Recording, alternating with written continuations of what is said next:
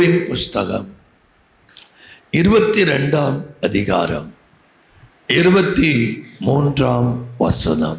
நீர் சர்வ வல்லவரிடத்தில் மனம் திரும்பினால், நீ சர்வ வல்லவரிடத்தில் மனம் திரும்பினால் திரும்ப கட்டப்படுவீர். அக்கிரமத்தை உமது கூடாரத்துக்கு தூரமாக்குவீர். அக்கிரமத்தை உமது கூடாரத்துக்கு தூரமாக்குவீர். கிறிஸ்துவில் மிகவும் பிரியமான அன்பு குடும்பங்களுக்கு இயேசுவின் நாமத்தில் வாழ்த்துக்கள். இங்கே யோபுவின் வாழ்க்கையிலே ஏற்பட்ட எதிர்பாராத சத்துருவின் போராட்டத்தை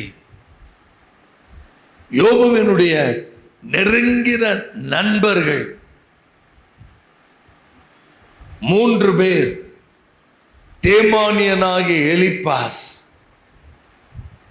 சூகியனாகிய பில்தாத், நாமாத்தியனான சோஃபார், இந்த நண்பர்களில் ஒருவனாகிய தேமானியனான எலிப்பாஸ் இந்த வார்த்தைகளை எல்லாம் யோபுவை பார்த்து சொல்லுகிறார்.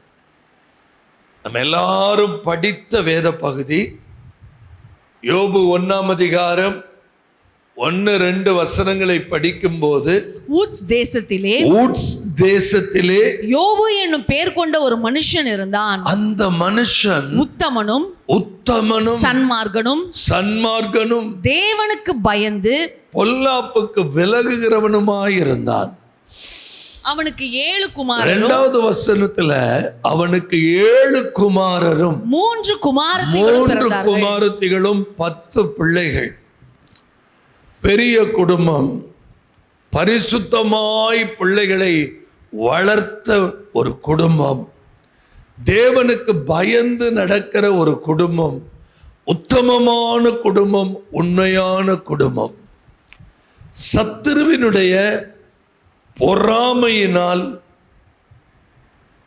யோபுவினுடைய வாழ்க்கையில் ஏற்பட்ட பயங்கரமான ஒரு புயல் நம்ம எல்லாருக்கும் தெரியும்.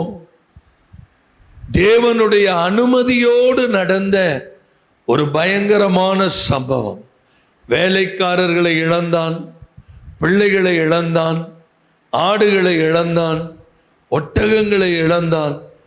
திடீரென்று அந்த வீட்டிற்குள் இவ்வளவு பெரிய இழப்பு, எவ்வளவு பெரிய வேதனை.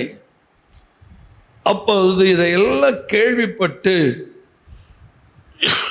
யோபுவினுடைய நண்பர்கள், யோபுவின் புஸ்தகம் 2ஆம் அதிகாரம் 11ஆம் வசனத்திலே அவர்கள் கேள்விப்பட்டு யோபுவினுடைய 3 சிநேகிதராகிய தேமானியனான எலிப்பாஸ், சூகியனாகிய பில்தாத், நாகமாத்தியனான சோப்பார் யோபுவுக்கு நேரிட்ட தீமைகள் யாவையும் கேள்விப்பட்ட போது அவனுக்காக பரிதபிக்கவும், நன்றாய் கவனியுங்கள், அவனுக்காக பரிதபிக்கவும், அவனுக்கு ஆறுதல் சொல்லவும் ஒருவரோடு ஒருவர் யோசனை பண்ணிக்கொண்டு அவரவர் தங்கள் ஸ்தலங்களிலிருந்து வந்தார்கள். இவர்கள் எல்லாம் யோபுவினிடத்தில் வந்தார்கள். அந்த தேமானியனான எலிப்பாஸ் யோபுவின் புஸ்தகம் 22ஆம் அதிகாரம் 21, 22, 23 ஒரு ஆலோசனை கொடுக்கிறான். நீர் அவரோடு பழகி சமாதானமாயிரும், அதனால் உமக்கு நன்மை வரும். அவர் வாயினின்று பிறந்த வேத பிரமாணத்தை ஏற்றுக்கொண்டு அவர் வார்த்தைகளை உம்முடைய இருதயத்திலே வைத்துக் கொள்ள வேண்டுகிறேன். நீர் சர்வ வல்லவரிடத்தில் மனம் திரும்பினால் திரும்ப கட்டப்படுவீர். அக்கிரமத்தை உமது கூடாரத்துக்கு தூரமாக்குவீர். திருச்சபை மக்கள் இந்த பகுதியில் வைத்து நமக்கு நிறைய படிப்பினைகளை கர்த்தர் வைத்திருக்கிறார். அல்லேலூயா. என்றைக்குமே நண்பர்களோ உறவுகளோ அல்லது எந்த மனிதர்களோ நெருக்கமான பழக்கமுடைய யாரா இருந்தாலும் பயங்கரமான வீழ்ச்சியின் நேரங்களில், விழுகையின் நேரங்களில், அழுகையின் நேரங்களில் அல்லது தடுமாற்றங்களின் நேரங்களில் அவர்கள் ஆறுதல் சொல்ல வந்தவர்களாய் இருந்தாலும், பரிதபிக்கிறவர்களாய் இருந்தாலும், ஒரு கட்டத்தில் அவர்கள் வாயிலிருந்து வார்த்தைகள் வித்தியாசமாய் வரும்.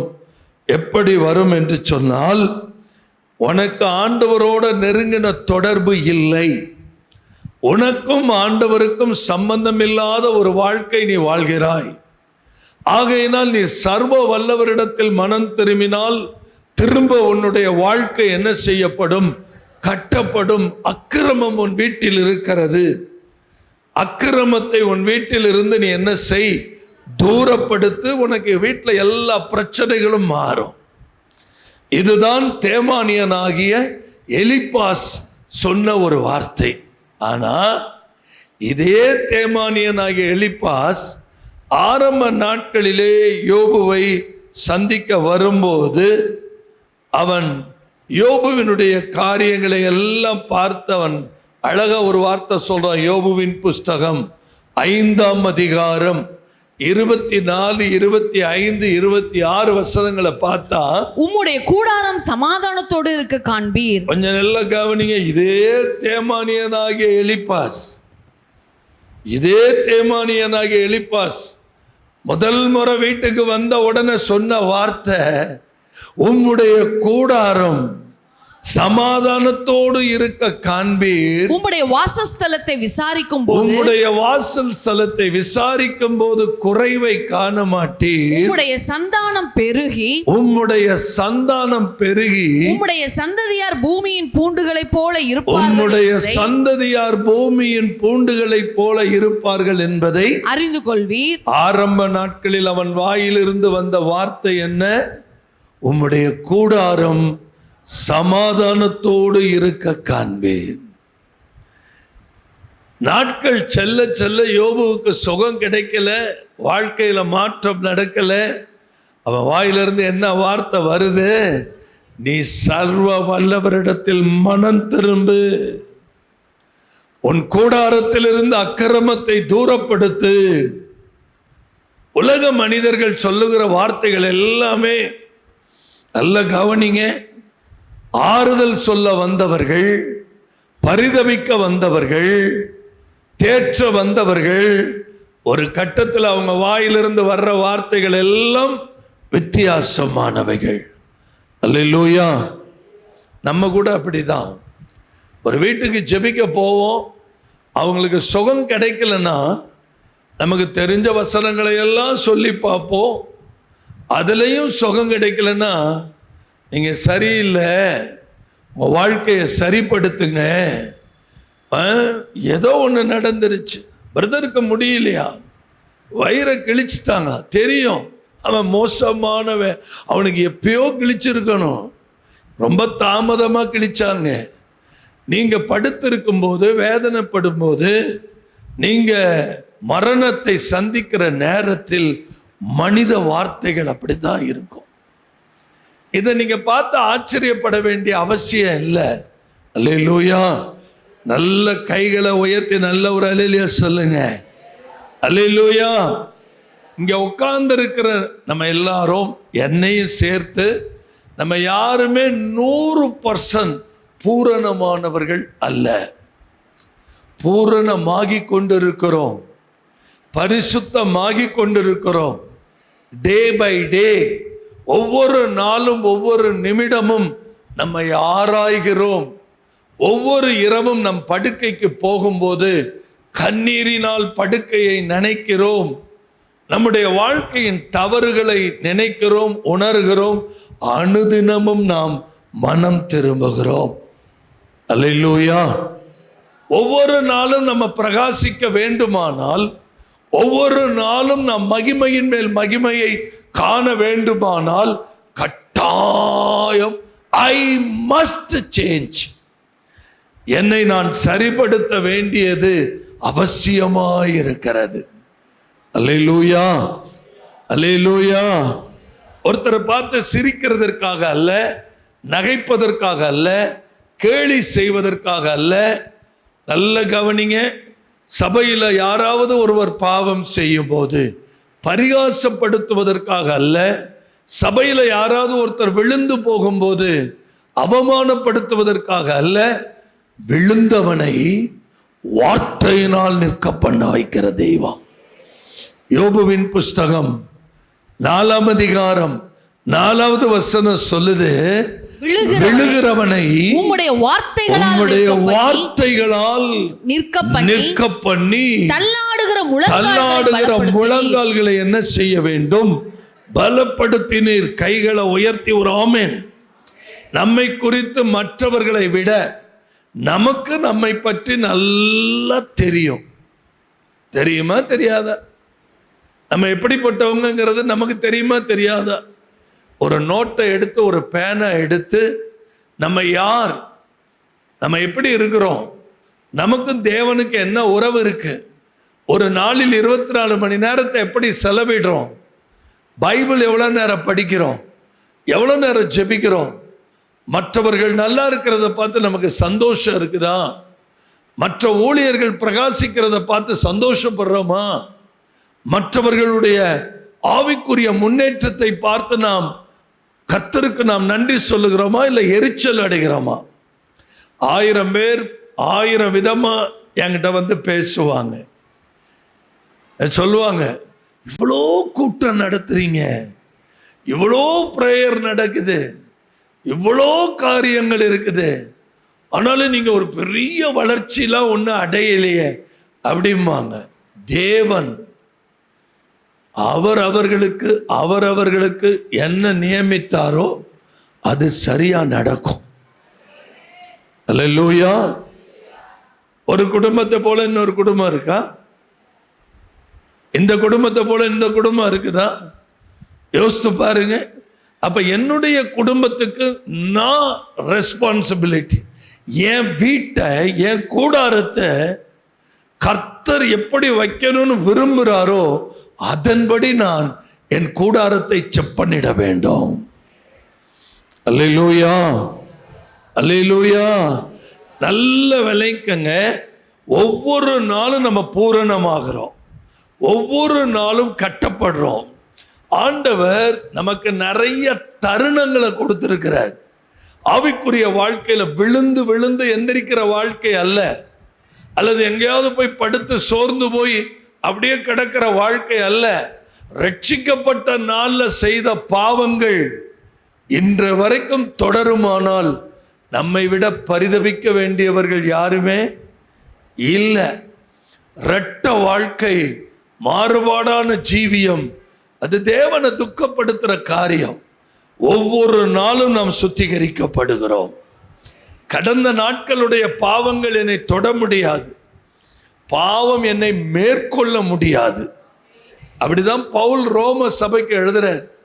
என்ன அதை எதிர்கொள்ள முடியாது. நான் ஒவ்வொரு நாளும் என்ன ஆகிட்டே இருக்கிறேன், புதிதாகி கொண்டே இருக்கிற காரணம் புலம்பல் 3:23-24 படி ஒவ்வொரு நாளும் எனக்கு அளிக்கப்படுகிற கிருபை புதியவைகளாயிருக்கிறது.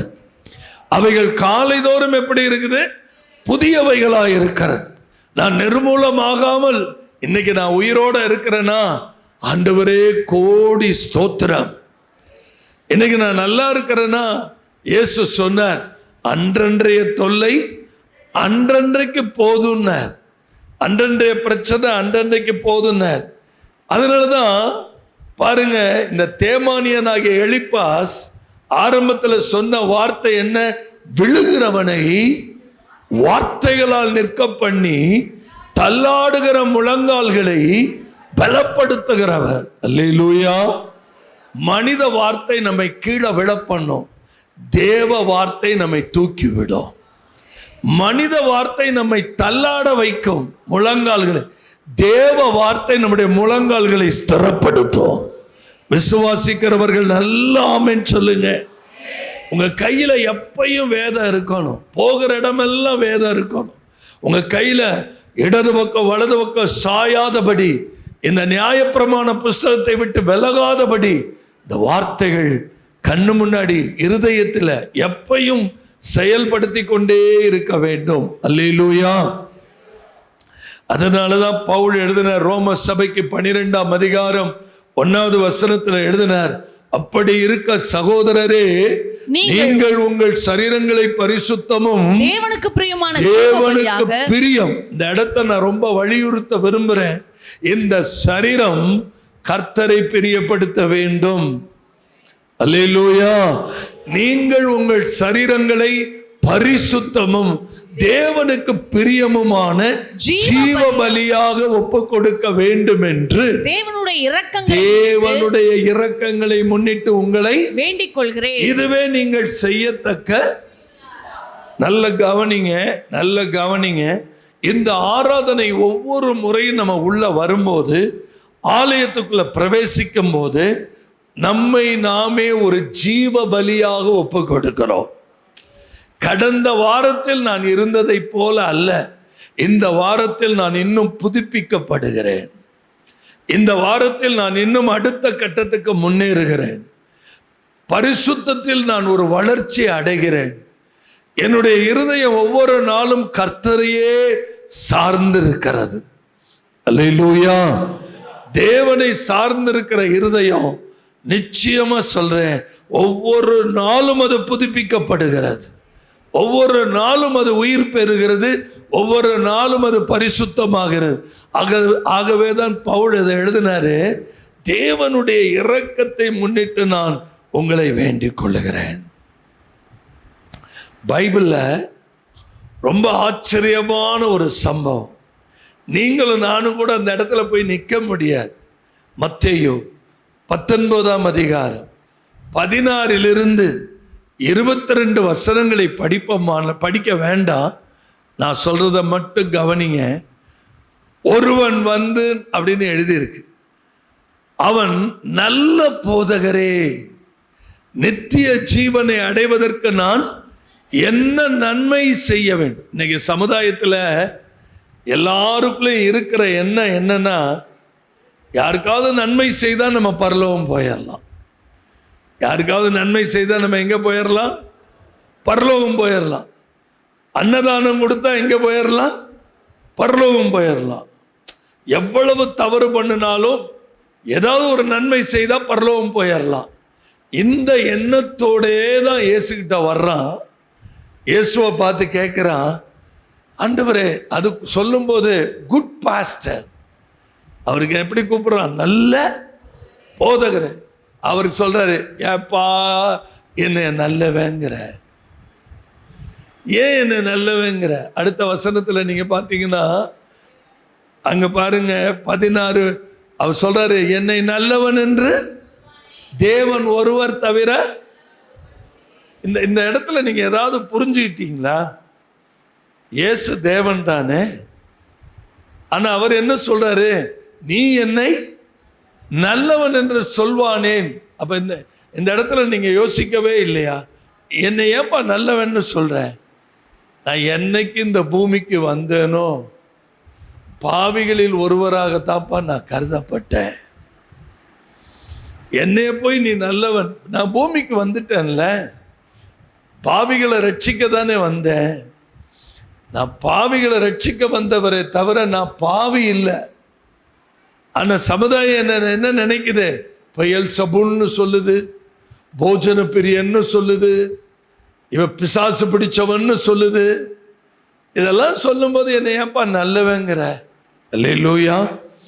தேவன் ஒருவர் தவிர, என் பிதா ஒருவர் தவிர வேற ஒருவரும் நீர் ஜீவனில் பிரவேசிக்க விரும்பினால், இதைத்தான் நான் சபைக்கு ரொம்ப வலியுறுத்த ஆசைப்படுகிறேன். இயேசுவின் கற்பனைகளை, கட்டளைகளை 100% நாம் கடைபிடிக்க வேண்டும். அல்லேலூயா. இயேசு என்ன கட்டளை கொடுத்தாரோ, இயேசு என்ன கற்பனை சொன்னாரோ, அதுல பாருங்க 18, 19 வசனங்களை படிச்சா அவரை நோக்கி எவைகளை என்று இவன் கேட்கிறான். அதற்கு இயேசு என்ன சொல்றாருன்னா, கொலை செய்யாதிருப்பாயாக. விபச்சாரம் செய்யாதிருப்பாயாக, களவு செய்யாதிருப்பாயாக, பொய் சாட்சி சொல்லாதிருப்பாயாக. என்னை உடைச்சு ஆச்சரியப்படுத்தின வசனம், உன் தகப்பனை உன் தாயையும் கனம் பண்ணுவாயாக, உன்னிடத்தில் நீ அன்பு கூறுவது போல பிறனிடத்திலும். இதெல்லாம் சொல்லி முடிச்சவன அவன் தேர்ந்து வேகமா ஒரு பதில் இயேசுவை நோக்கி வருது. இவைகளை எல்லாம் நான் சிறு வயது முதல் கை கொண்டிருக்கிறேன். இங்கதான் சபை தன்னை ஆராய்ந்து பார்க்கணும். இவனை போல நம்மால பதில் சொல்ல முடியுமா? இவனை போல ஆண்டவரே, நான் சின்ன வயதுல இருந்து நீங்க சொன்ன பாவங்கள் எதுவுமே நம்மை ஆச்சரியப்படுத்ததில்லை. நம்ம எல்லாம் சிந்திக்க வைக்கிற ஒரு காரியம். கற்பனைகளை கைக்கொள். ஆண்டவரே, இதெல்லாம் நான் சின்ன வயதுல இருந்து கடைபிடிக்கிறேன். சரி, இதோட அவன் விட்டுருந்தா பரவாயில்ல. இதிலிருந்து சபை ஒரு பாடத்தை கவனிக்கணும். இன்னும் என்னிடத்தில் என்ன குறைவு உண்டு? வெளிப்படுத்தின விசேஷத்துல ஆவியானவர் சொன்ன மாதிரி இவன் கேட்கிறான், என்கிட்ட என்ன குறை, என்கிட்ட என்ன குறை? 19:20 பார்க்கிறோம். 21 இயேசு சொல்றாரு, நீ பூரண சர்க்குணராய் இருக்க விரும்பினால், நீ பர்ஃபெக்டா இருக்க விரும்பினால், நீர் பரலோக ராஜ்யத்துக்கு வர விரும்பினால், உனக்கு உண்டானவைகளை விற்று தரித்திரருக்கு கொடு, அப்பொழுது பரலோகத்தில் உனக்கு பொக்கிஷம், பின்பு என்னை.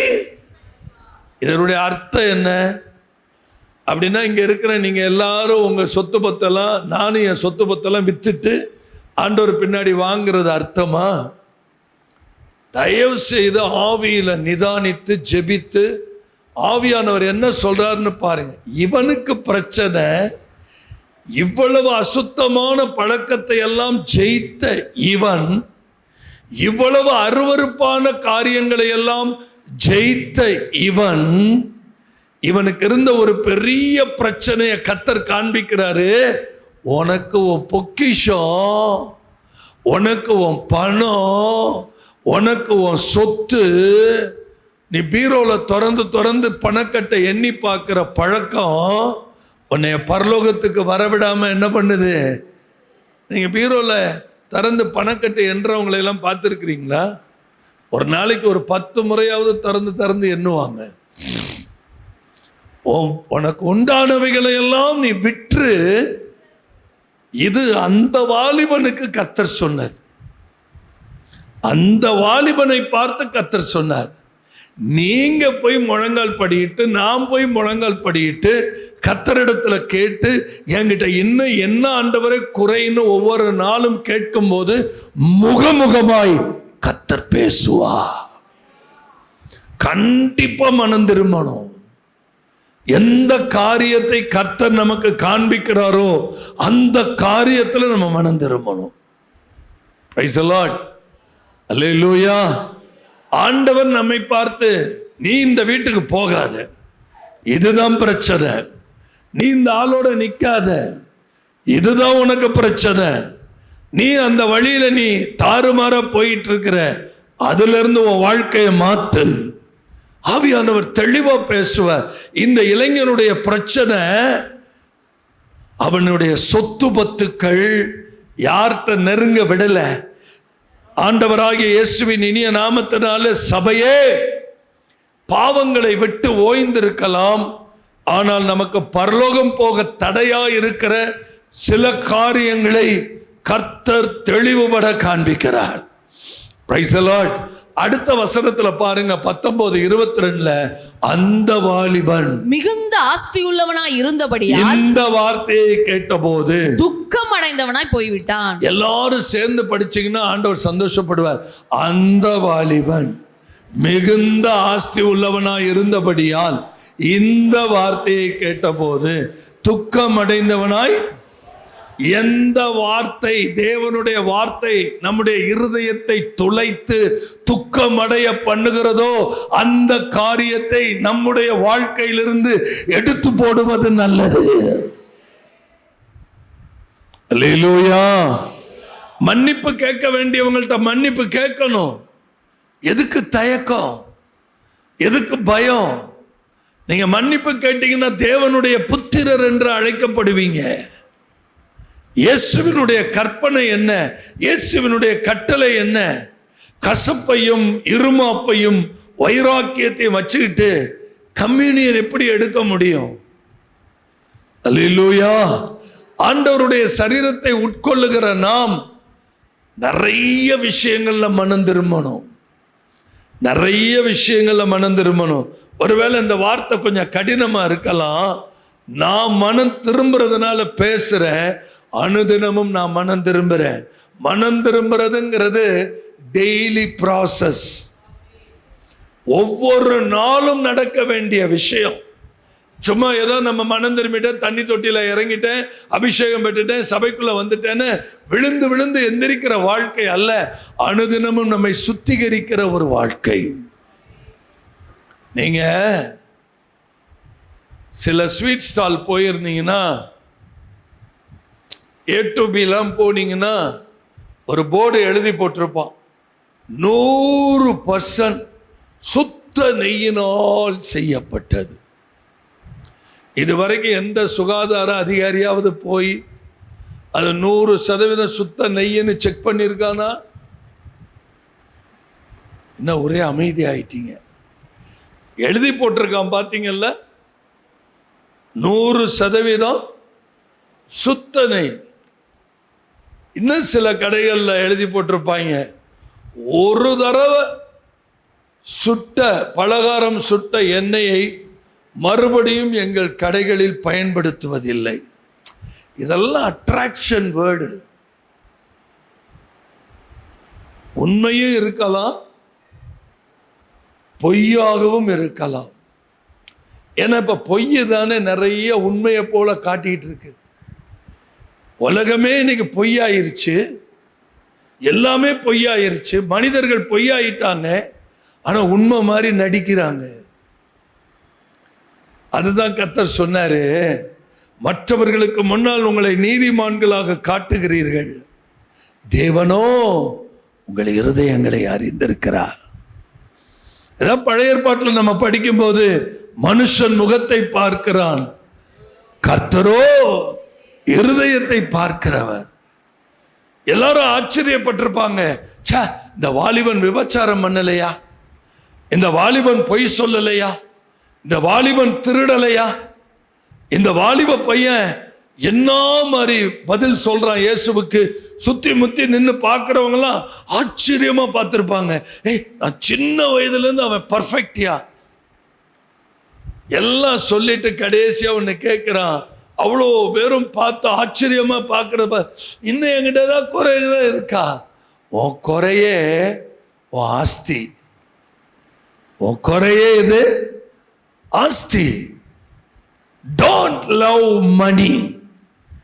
நிறைய குடும்பம் சிதைகிறது, நிறைய அதிகாரிகள் சிதைகிறது, நிறைய அரசியல்வாதிகள் சிதைகிறது, நிறைய போதகர்கள் சிதைகிறது. பணம் பணம் பண விஷயத்துல வெறி பிடிச்சு அலையிற கூட்டம். வெறி பிடிச்சு அலையிறாயா? என்ன பண்ண போறான்னு தெரியல பணத்தெல்லாம். யோசிச்சு பாருங்க. அதனாலதான் பவுல் எழுதினார், பண ஆசையே, சத்தம் போட்டு சொல்லுங்க, பண ஆசையே எல்லா தீமைக்கு அது எப்படி இருக்குது? 1 தீமோத்தேயு 6:10 படிக்கிறோம். பண ஆசை, பணம் தேவைங்க, ஆனா பண ஆசை சாபம். அல்லேலூயா. பண ஆசை. அதனாலதான் திரளான ஆஸ்தி, நல்ல கவனிங்க, திரளான ஆஸ்தி உள்ளவனா இருந்தபடியினால் இந்த வார்த்தையை கேட்டபோது துக்கம் அடைந்தவனாய். பைபிள்ல சில வார்த்தைகள் நம்மை நோக்கி வரும்போது நமக்குள்ள ஒரு துக்கம் வருது அப்படின்னு சொன்னா, அதுக்கு பின்னாடி மறைந்திருக்கிற குணங்களை அழிக்க வேண்டும். அல்லேலூயா. டே பை டே நம்ம பரிசுத்தமாகணும். பவுல் கொரிந்து சபைக்கு எழுதுறார், மகிமையின் மேல் மகிமை, மகிமையின் மேல் மகிமை. பழைய பாவங்கள் திரும்ப வரவே கூடாது. நேற்றைய விட இன்னைக்கு நான் நல்லவன், இன்னைய விட நாளைக்கு நான் ரொம்ப நல்லவன், நாளை தினத்தை விட நான் இன்னும் நல்லவன். நம் உருமாறிக்கொண்டே இருக்கிறோம். இப்படியே நாம் என்ன பண்ணுகிறோம்? மகிமையின் மேல் மகிமை அடைந்து மறுரூபமாகிறோம். கைகளை உயர்த்தி சந்தோஷமா ஆமென் சொல்லுங்க. அல்லேலூயா. மனம் புதுசாகணும், மறுரூபமாகணும். இதெல்லாம் நம்ம வேதத்தில் படிக்கிறோம். கர்த்தருடைய பரிசுத்த நாமம் மகிமைப்படுவதாக. தேவனுடைய கற்பனைகளையும் தேவனுடைய கட்டளைகளையும் நிச்சயமா நம்ம கடைபிடிக்கணும். கடைபிடிக்கலன்னா நமக்கு பரலோகம் கிடையாது. இயேசு கிறிஸ்து சொன்ன, நம்ம எல்லாரும் நியூ கவர்னன்ட், புதிய உடன்படிக்கையின் கிறிஸ்தவர்கள். அப்ப அந்த புதிய உடன்படிக்கையின் கிறிஸ்தவர்களாக இருக்கிற நாம் ஆண்டவருடைய கற்பனைகளை கை கொள்ள வேண்டும். மத்தேயு சுவிசேஷத்தில் 19ஆம் அதிகாரத்தில் 16 முதல் 22 வசனங்களை நம்ம எல்லாரும் என்ன செய்தோம்? வாசிக்க கேட்டோம்.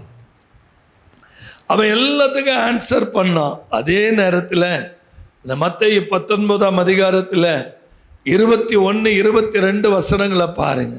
21, 22 வசனங்களை. அதற்கு இயேசு பூரண சர்க்குணராய் இருக்க விரும்பினால், எல்லாரும் நல்ல கவனிங்க, நம்ம பர்ஃபெக்டா வாழணும், தேவ ராஜ்யத்தை சுதந்திரிக்கணும்னா நீ போய் உனக்கு உண்டானவைகளை விற்று தரித்திரருக்கு கொடு, அப்பொழுது பரலோகத்தில் உனக்கு பொக்கிஷம் உண்டாயிருக்கும், பின் என்னை பின்பற்றி வா என்றார். அல்லேலூயா. ஆமென் சொல்லுங்க.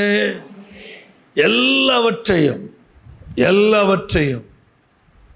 உன்னுடைய வாழ்க்கையில் இயேசுவை பற்றி கொள்வதற்கு நம்ம எல்லாம் உலக பிரகாரமா நிறைய பார்க்கிறோம். எக்கச்சக்கமான சொத்து உள்ளவர்கள் சந்ததிகள் இல்லாமல் மரிக்கிற தருவாயில என்ன பண்றாங்க? அரசாங்கத்துக்கு எழுதி வச்சுட்டு போயிடுறாங்க. உறவுகளே இல்லாத பட்சத்தில், அந்த குடும்பத்தில் யாருமே நன்மை செய்ய ஆள் இல்லாத பட்சத்தில் எங்கே எழுதி வச்சுட்டு போறாங்க? அரசாங்கத்துக்கு எழுதி கொடுத்துட்றாங்க. என்னுடைய உடைமைகள் பூரா நீங்க வச்சுக்கங்க. கர்த்தருடைய பரிசுத்த நாமம் மகிமைப்படுவதாக. இந்த மனம் திரும்புதலிலும் மனம் பொருந்துதலிலும் நிறைய ஆவிக்குரிய ரகசியங்களை கர்த்தர் வச்சிருக்கிறார். மனம் திரும்புதல் அப்படிங்கும்போது நம்ம ஒவ்வொரு நாளும் எதிர்கொள்ள வேண்டிய பிரச்சனை. அல்லேலூயா. நம்மை கீழே விழுத்தாட்ட துடிக்கிற பலவிதமான சம்பவங்கள், எண்ணங்கள், நம்முடைய சிந்தையை கர்த்தரிடத்திலிருந்து பிரிக்கிறதற்காக போராடக்கூடிய சுவாபங்கள். ஏசாயா சொல்றாரு 1ஆம் அதிகாரத்தில், ஏசாயா 1ஆம் அதிகாரம் 19ஆம் வசனத்தை பாருங்க. நீங்கள் மனம் பொருந்தி செவி கொடுத்தால் தேசத்தின் நன்மையை புசிப்பீர்கள். எல்லாரும் பக்கத்துல கை கொடுத்து சொல்லுங்க, மனம் திரும்புதல் வேற, மனம் பொருந்துதல் வேற. என்ன சத்தம் போட்டு சொல்லுங்க, மனம் திரும்புதல். ஒரு கணவன் மனைவி இசைந்திருத்தல் அப்படின்னா ரெண்டு பேரும் இசைந்திருத்தல், அது ஒரு மனதை குறிக்கும். மனம் பொருந்தி அப்படின்னா இந்த இசைந்திருத்தலோட ஒப்பிடக்கூடிய ஒரு அருமையான வார்த்தை. இசைந்திருத்தல்னா ரெண்டு மனமும் பொருந்துகிறது. அல்லேலூயா சொல்லுங்க சத்தமா ஆமென். மனைவிக்கு கணவனை வெளித்தோற்றத்தில் பார்க்கும்போது பிடிக்காம இருக்கலாம், கணவனுக்கு மனைவியை பார்க்கும்போது வெளித்தோற்றத்தில் பிடிக்காம இருக்கலாம். ஒரு எக்ஸாம்பிள் சொல்றேனே, ஒரு மிகப்பெரிய போதகர் தன்னுடைய மகளுக்கு ஒரு வரன் பார்க்கிறார். மிகப்பெரிய போதகர். அவருடைய சபையில் கிட்டத்தட்ட நான் அந்த சபைக்கு போன நாள்லயே 4000க்கு அதிகமாக இருந்தாங்க. இப்போ எவ்வளோ பேர் இருப்பாங்க. மிகப்பெரிய போதகர். அவர் தன்னுடைய மகளுக்கு சரியான ஒரு தீர்மானம் எடுத்தார். தன்னோடு கூட இருக்கிற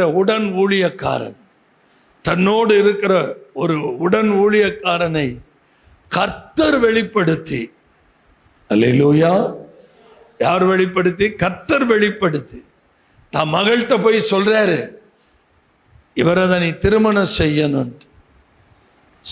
அப்பா சொன்ன காலத்திலிருந்து அந்த மகளுடைய இருதயம் உடையுது, சுக்கு நூறா உடையுது. ஏன்னா அந்த உடன் ஊழியர் பார்ப்பதற்கு நல்லாவே இருக்க மாட்டார். ஒருவேளை அவரை திருமணம் பண்ணி கொடுத்தா சபையில் இருக்கிற எல்லாருடைய இருதயம் எப்படி இருக்கும்? இருந்திருந்து நம்ம பாஸ்டருக்கு என்ன நட்டு கலண்டு போச்சா, என்ன இப்படி ஒரு மோசமான ஆளுக்கு கொண்டு போய் நம்ம அவர் மகளை கட்டி கொடுத்துருக்கிறாருன்னு நினைக்கலாம். கர்த்தர் சொல்றார். இன்னைக்கு அவங்க சபையில் எப்படியும் 10,000 15,000 இருப்பாங்க. மகள் கேட்கவே இல்லை. அப்ப தகப்பன் சொல்றார், கர்த்தர் என்னோட சொன்னதை நான் சொல்லிட்டேன், உனக்கு வேற அலைன்ஸ் நான் பார்க்க மாட்டேன், இவரை தான் நீ திருமணம் செய்யணும். திருமணம் முடிந்தது. அல்லேலூயா. திருமணம் முடிந்தது. 2 பேரும் சந்தோஷமா இருக்கிறத பாஸ்டர் பார்த்தார். என்ன நடந்தது? வெளித்தோற்றம் அங்கீகரிக்கப்படவில்லை. ஆனால் அவர்கள் இசைந்திருக்கும் போது மனம் பொருந்தினது. 2 மனம் பொருந்துறது தாங்க குடும்பத்துக்கே ஒரு மிகப்பெரிய ஆசீர்வாதம். விளங்கி கொண்டவர்கள் நல்ல கைகளை உயர்த்தி ஒரு அல்லேலூயா சொல்லுங்க. 2 மனம், 2 இருதயம், 2 மனம் பொருந்தணும். ஆமென் சொல்லுங்க. அல்லேலூயா.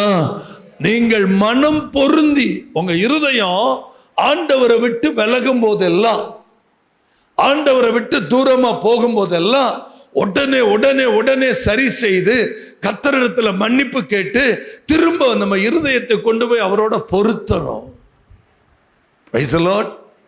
வச்சிருக்கிற டார்ச் லைட்ல சும்மா பேட்டரியை போட்டா எரிஞ்சிருமா? மேலே இருக்கிற ஹெட்டுக்கு கீழே ஒரு நேப் இருக்கும், இந்த பேட்டரி போட்ட இடத்துல ஒரு நேப் இருக்கும். ரெண்டும் போய் இசையும் போது வெளிச்சம் வரும். அல்லேலூயா சொல்லுங்க. ஒரு குடும்பம் இணையும் போது என்ன வரும்? வெளிச்சம் வரும். 2 பேர் ஒருமனப்பட்டு இசைந்திருக்கும் போது என்ன வரும்? வெளிச்சம் வரும். நமக்குள் ஒவ்வொரு நாளும் மனம் திருந்தி மனம் பொருந்தி கர்த்தரோட இசைந்திருக்கும் போது வெளியே வரும்போது வெளிச்சத்தின் பிள்ளைகளாக இருப்போம். கைகளை உயர்த்தி ஒரு ஆமென் சொல்லுங்க பார்க்கலாம். அல்லேலூயா. அதைத்தான் அவர் எப்படி சொல்றாருன்னா, ஏசாயா, நீங்கள் மனம் பொருந்தி செவி கொடுத்தால் தேசத்தினுடைய நன்மையை என்ன பண்ணுவீங்க? புசிப்பீர்கள். ஆண்டவரோட இசைந்திருக்கிறது, கர்த்தரோடு இசைந்திருக்கிறது. இதைத்தான் பவுல் சொல்வாரு, வேசியோடு இசைந்திருக்கிறவன் அவளோடு ஒரே சரீரமா இருக்கிறான், கர்த்தரோடு இசைந்திருக்கிறவன் அவரோடு ஒரே சரீரமா இருக்கிறான். அல்லேலூயா. நாம் தேவனோடு இசைந்திருக்க வேண்டாம், கர்த்தரோடு இசைந்திருக்க வேண்டும். கர்த்தரோடு இசைந்திருந்தால் நம்முடைய வாழ்க்கையில எந்த பாவமும் நம்மை மேற்கொள்ள முடியாது. Price the Lord. அதுல ரொம்ப அழகா சொல்றாரு, மாடு தன் எஜமானனை அறியும். ஏசாயா 1ஆம் அதிகாரம் 3வது வசனத்துல மாடு தன் எஜமானையும் கழுதை தன் ஆண்டவனின் முன்னணையையும் அறியும். இஸ்ரவேலோ அறிவில்லாமலும். வருத்தப்படாதீங்க, இது நமக்கான வார்த்தை தான். இஸ்ரவேலோ அறிவில்லாமலும் என் ஜனம் உணர்வில்லாமலும் இருக்கிறது. கர்த்தரை அறிகிற அறிவு இல்ல. மாடுக்கு தன் எஜமான தெரியுது, கழுதைக்கு தன் ஆண்டவனுடைய முன்னண தெரியுது. என் ஜனத்துக்கு என்ன தெரியலையே, என் ஜனத்துக்கு என்ன புரியலையே, என் ஜனம் இன்னமும் என்ன அறியலையே.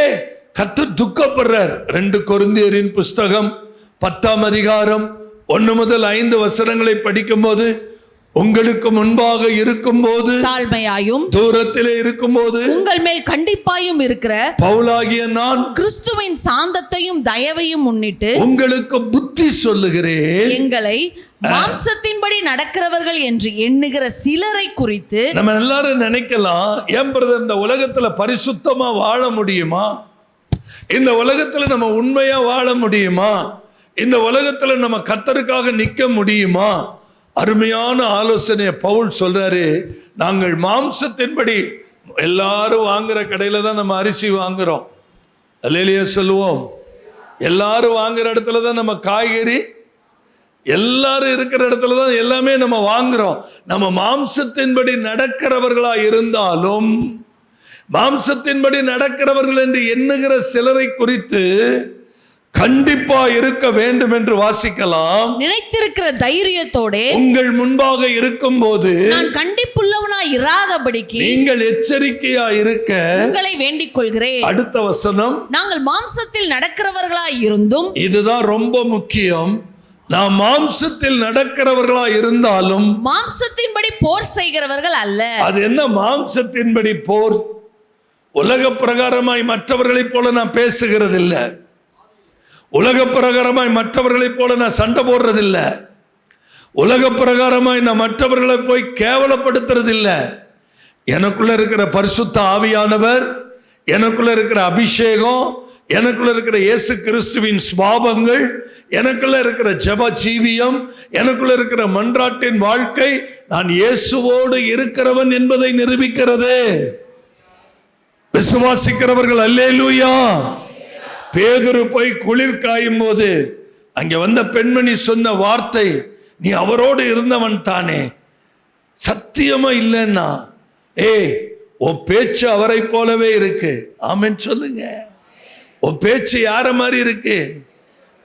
ஆவிக்குரியவர்களாகிய நாம் எந்த இடத்திலும் இயேசுவை தெரியாது என்று உதறிவிட்டு தப்பிக்கவே முடியாது.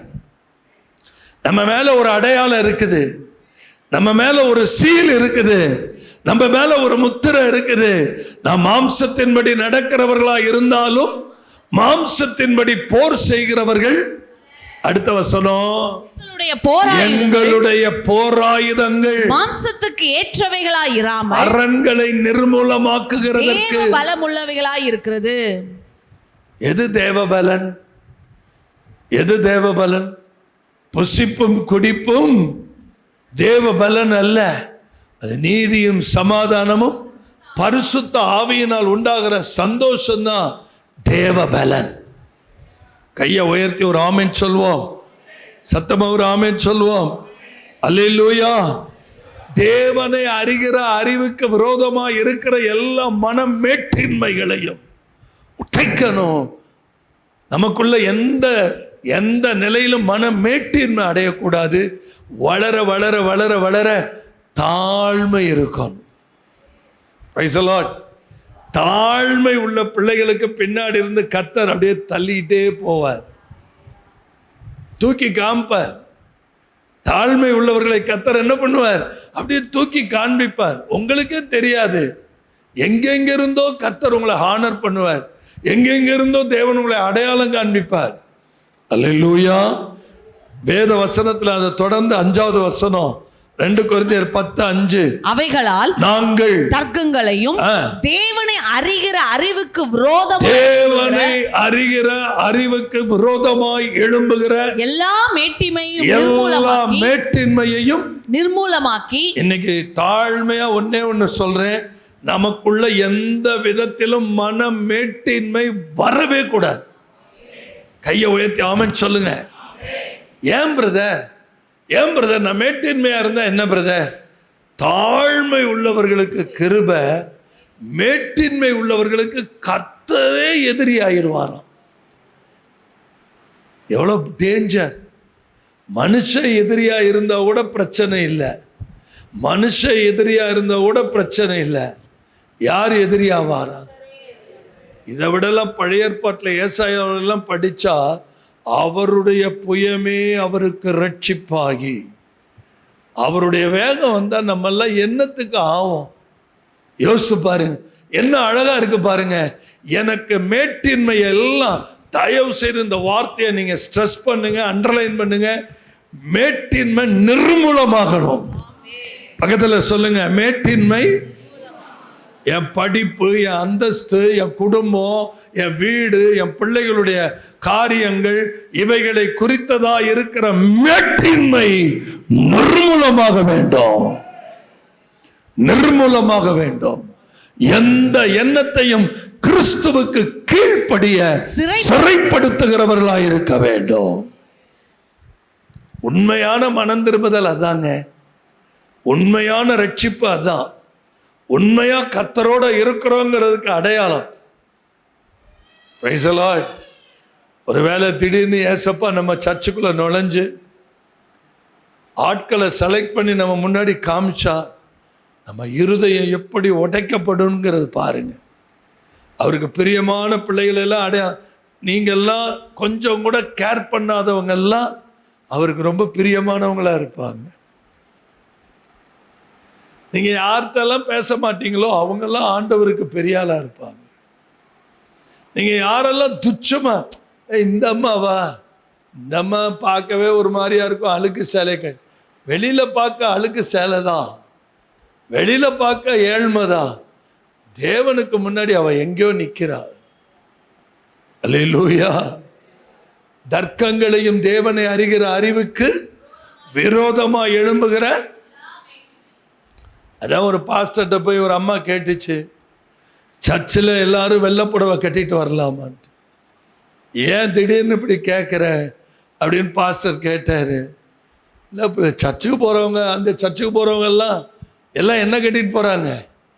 எல்லாம் வெள்ளைப்புடவை கட்டிட்டு போகிறாங்க. ஆம்பளைங்கெல்லாம் வெள்ளை சட்டை வெள்ளை பேண்ட்டு போட்டு போகிறாங்க. அதை பற்றி உங்கள் கருத்து என்ன? போதகர் ரொம்ப அழகாக பதில் சொன்னார். Uniform is not a matter.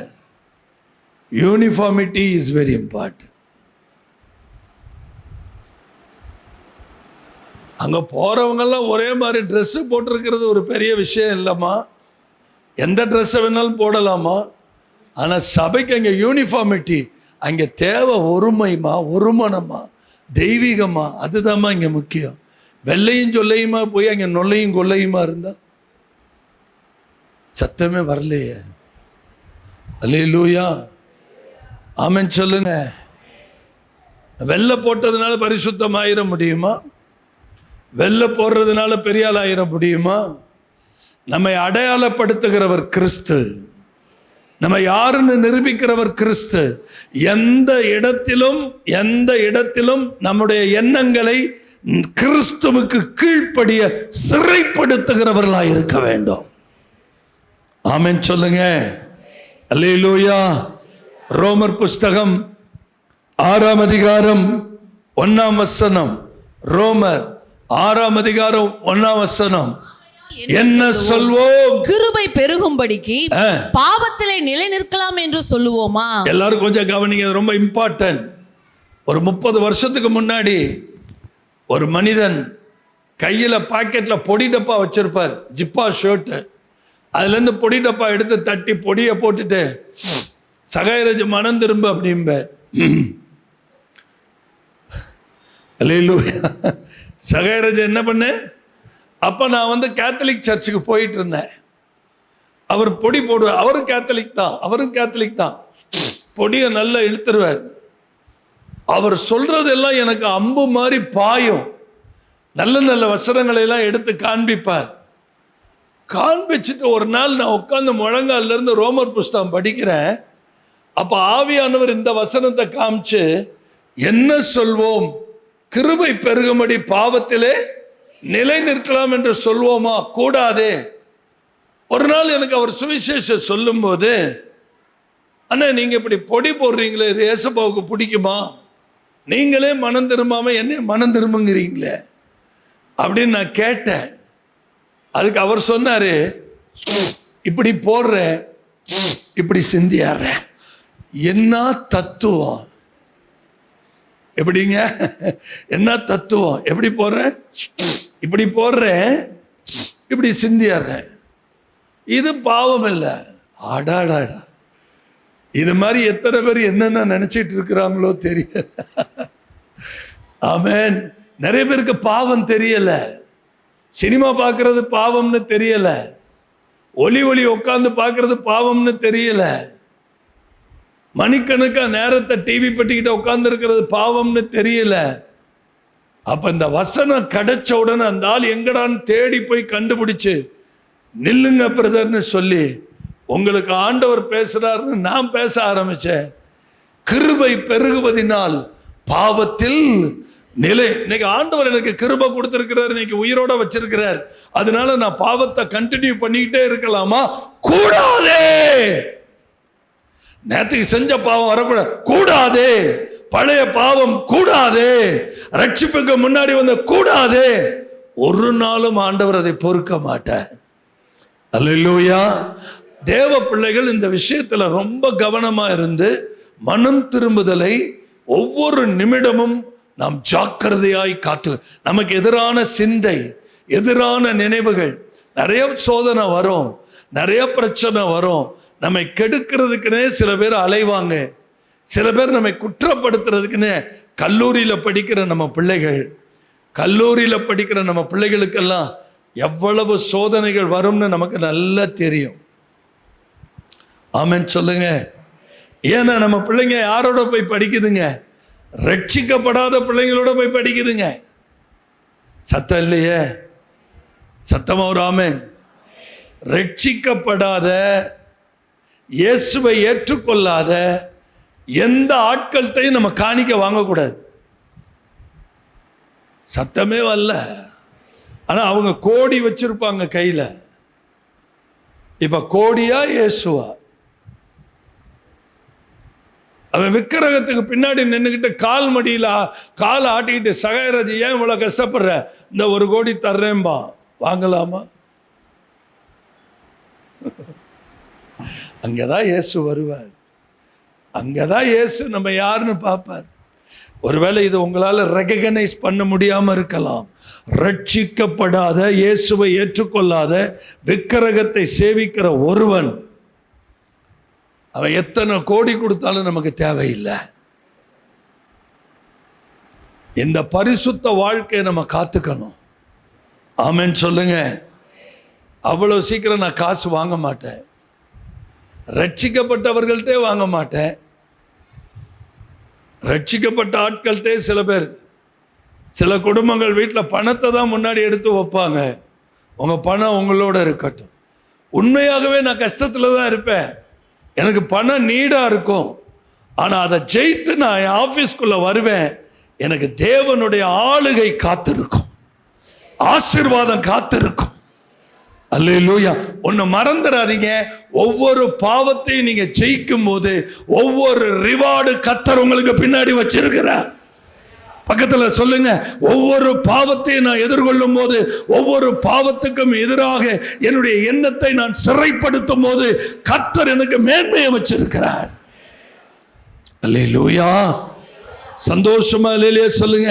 அதனாலதான் அவர் இப்படி எழுதுறார், தேவனை அறிகிற அறிவுக்கு விரோதமாய், என் ஆண்டவருக்கு பிரியமாய் நடக்கிறதுக்கு விரோதமாய் எழும்புகிற எல்லா மேட்டின்மையும் நிர்மூலமாக்கி, அல்லேலூயா, என் எண்ணங்களை எல்லாம் கிறிஸ்துவுக்கு கீழாக நான் என்ன பண்றேன்?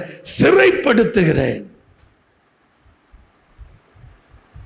சகாயராஜ் மட்டும் பணம்னு வாங்க ஆரம்பிச்சிருந்தா புதுக்கோட்டையில் நம்ம ஊழியத்தை அடிச்சுக்க வேற ஊழியமே இருந்திருக்காது. அத்தனை கோடிக்கு நான் அதிபதியாக இருப்பேன். நான் சொல்றதை எங்க அப்பா பார்க்கிறார், எங்க அப்பா பார்க்கிறார். என்னை தேடி அவ்வளோ பணம் வந்துச்சு. எந்த பணத்தையும் நான் தொடலை, எந்த பணத்தையும் நான் தொடலை. வளர்ச்சி அதல்ல, கிறிஸ்துவுக்குள் வளர்வது, தெய்வீகத்துக்குள் வளர்வது, தேவ அன்புக்குள் வளர்வது. எத்தனை பண சோதனை! கடந்த மாதம் வரைக்கும் கூட பண சோதனை தான். ஐயா, நான் உங்களுக்கு இத்தனை லட்சம் தரேன். ஒன்று தெரியுமா, ஒவ்வொருத்தருக்கும் ஒவ்வொரு சோதனை வரும். சோதனையை சகிக்கிற, சோதனையை ஜெயிக்கிற சோதனையை சிறைப்படுத்துகிற மனுஷ பாக்கியவான். அல்லேலூயா, அல்லேலூயா.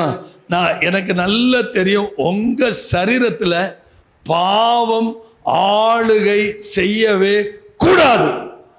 ரோமர் 6ஆம் அதிகாரம் 13ஆம் வசனம், ரோமர் 6:12, ரோமர் 6:13, ரோமர் 6:14.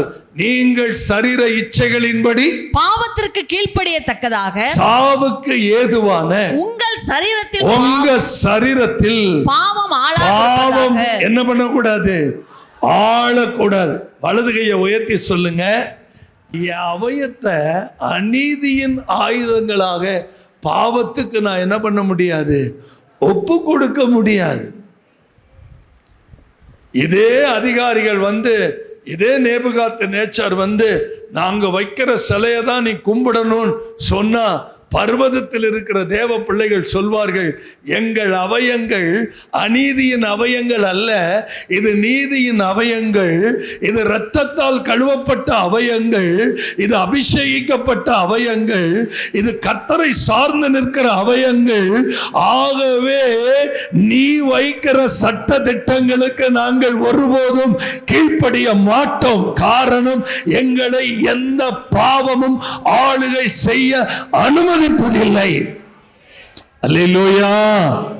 ஒவ்வொரு நிமிடமும் மனதுல இந்த வார்த்தைகள் வரணும். இந்த வார்த்தைகள் கண்ணு முன்னாடி நிக்கணும். என்ன பாவம் மேற்கொள்ள கூடாது. அதுல 13, 14 பாருங்க. நீங்கள் நியாயப்பிரமாணத்துக்கு கீழ்ப்பட்டிராமல், நீங்கள் 14 நியாயப்பிரமாணத்துக்கு கீழ்ப்பட்டிராமல் கிருபைக்கு கீழ்ப்பட்டிருக்கிறபடியினால் பாவம் உங்களை மேற்கொள்ள மாட்டாது. கைகளை உயர்த்தி ஒரு அல்லேலூயா சொல்லுங்க. எனக்காக பக்கத்தில் இருக்கிறவங்கள்ட்ட சொல்லுங்க, பாவம் உங்களை மேற்கொள்ள மாட்டாது. திரும்ப திரும்ப சொல்லுங்க, பாவம் உங்களை மேற்கொள்ள. இங்க பாருங்களேன், நீங்க பாவத்தை ஜெயிச்சிட்டீங்கன்னாவே ஜாய், எப்பயும் நீங்க மகிழ்ச்சியா இருப்பீங்க. உங்களுக்கு தேவையானது எல்லாம் கர்த்தர் தந்துகிட்டே இருப்பார். தேவ ராஜ்யத்தை தேடு, மற்றதெல்லாம் உனக்கு கூட. அந்த வார்த்தையெல்லாம் பொய் அல்ல, பொய் அல்ல. எனக்கெல்லாம் என்ன நம்பிக்கை இருக்கு நீங்க சொல்லுங்க. நான் உட்கார்ந்து ஒவ்வொரு முறையும் முழங்கால நின்று, ஐயோ இந்த கடையை எப்படி ஆரம்பிச்சிருக்கிறாங்களே, இதில் வருமானமே இல்லையே, இதில் யாருமே போய் வாங்க மாட்டேங்கிறாங்களே, இவங்க எப்படி சாப்பிடுவாங்க, எப்படி நான் இதெல்லாம் நான் ஆராய்வேன். இவங்க எப்படி, சில கடைகள் அப்படியே இருக்கும், இது என்ன வியாபாரம் நடக்குதா நடக்கலையா, இவங்களுக்கு என்ன வருமானம் வருது யோசிப்பேன். கரண்ட் சார்ஜ் என்னாச்சு, இதை தவிர வேலையாட்களுக்கு சம்பளம் கொடுக்கணும், என்ன பண்ணுவாங்க? அல்லேலூயா, சத்தமா ஒரு ஆமென் சொல்லுங்க. ஆனால் வேத வசனத்தின் அடிப்படையில் தைரியமா நான் சொல்வேன், நம்ம நியாயப்பிரமாணத்துக்கு கீழ்ப்பட்டிராமல் கிருபைக்கு கீழ்ப்பட்டு இருக்கிறபடியினால் பாவம் என்னை என்ன பண்ண முடியாது, மேற்கொள்ள முடியாது. கிருபை கர்த்தராகிய இயேசு கிறிஸ்து, அவரோட நான் நெருங்கி நிற்கிறதுனால பாவம் என்ன பண்ண முடியாது. கடைசியாக இந்த ஒரு வசனத்தோட முடிக்கிறேன். கடைசியாக மத்தேயு சுவிசேஷம் 6ஆம் அதிகாரம் 24ஆம் வசனம். மத்தேயு 6ஆம் அதிகாரம் 24ஆம் வசனம். 2 எஜமான்களுக்கு ஊழியம் செய்ய ஒருவனாலும் கூடாது. ஒரு நிமிஷம், எல்லாரும் சேர்ந்து படிப்போமா?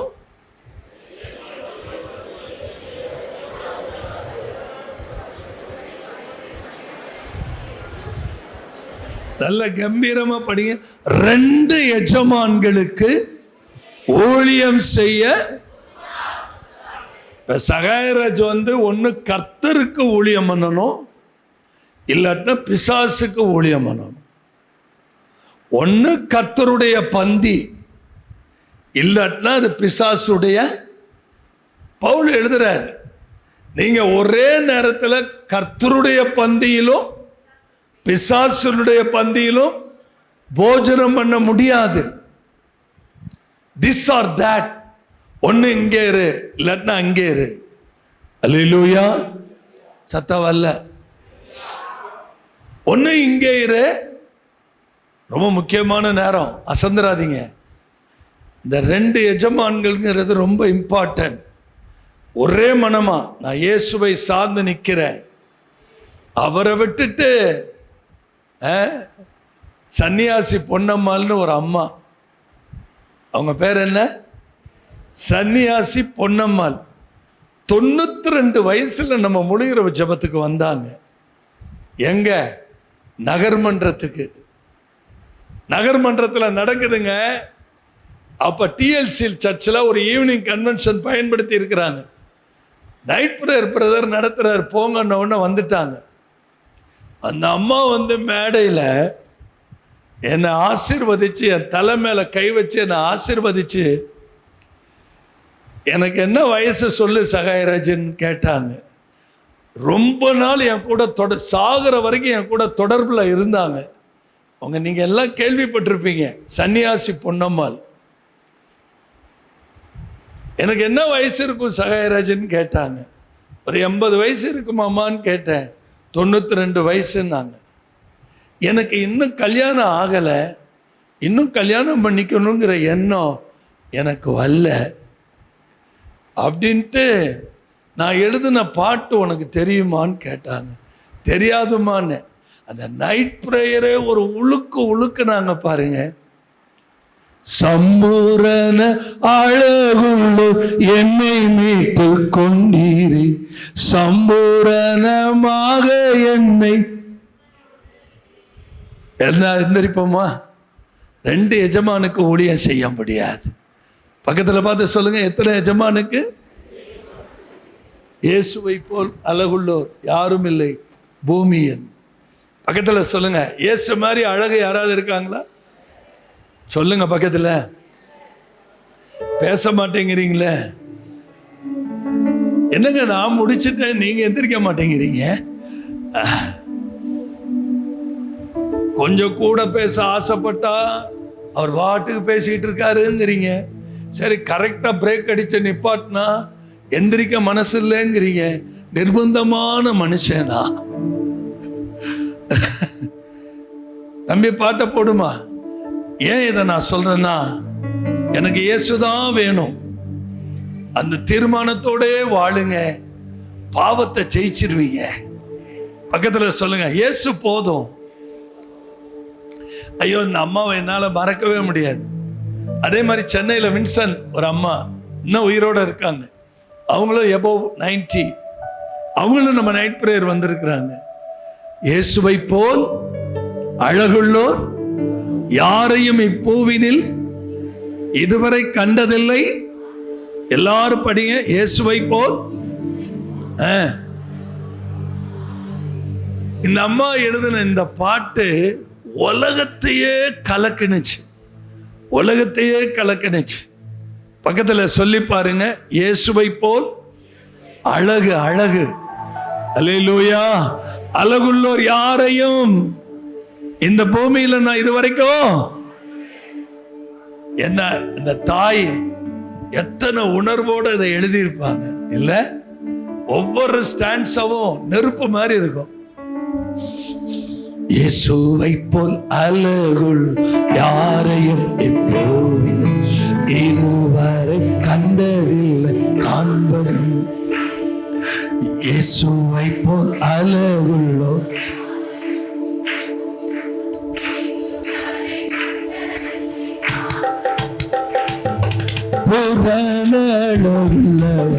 பூவினங்கள் வாழ்க்கைய தீரே போகும் நீரே எந்த மண்ணுக்காக மாறி வேறும் மண்ணுக்காக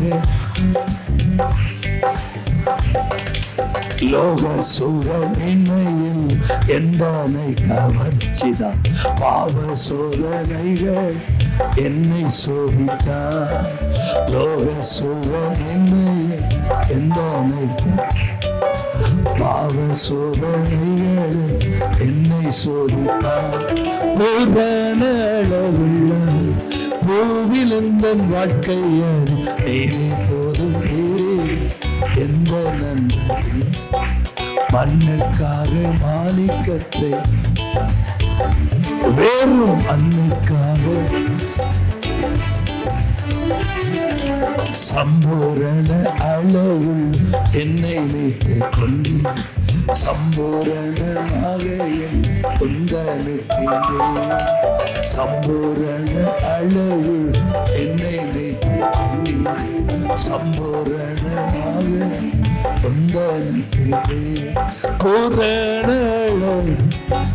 கோவிலந்தன் நீரே போதும் நீரே வேண்டாம்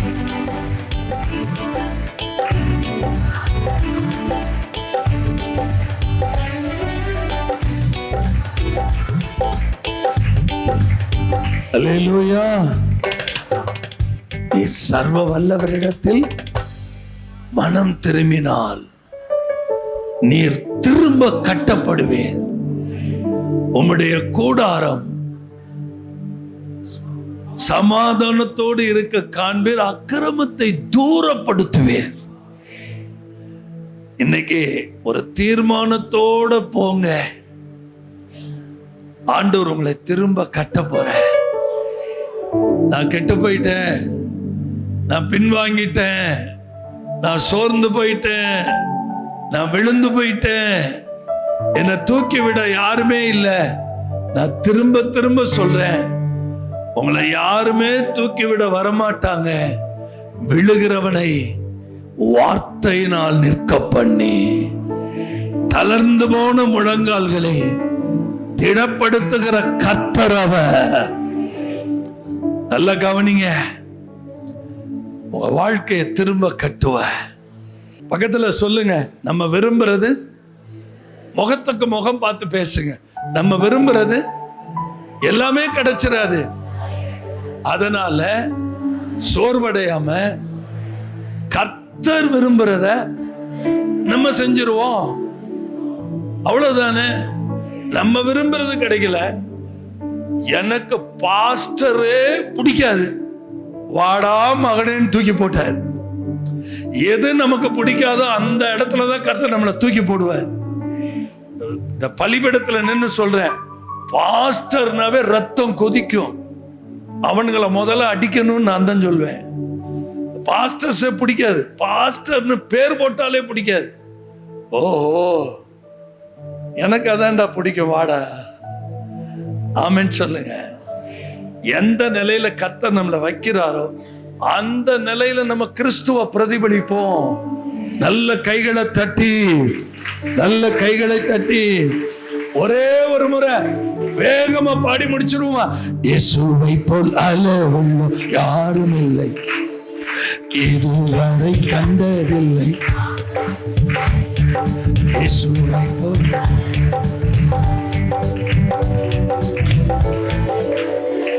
காண்பதும் இல்லை, புலன அளவுள்ள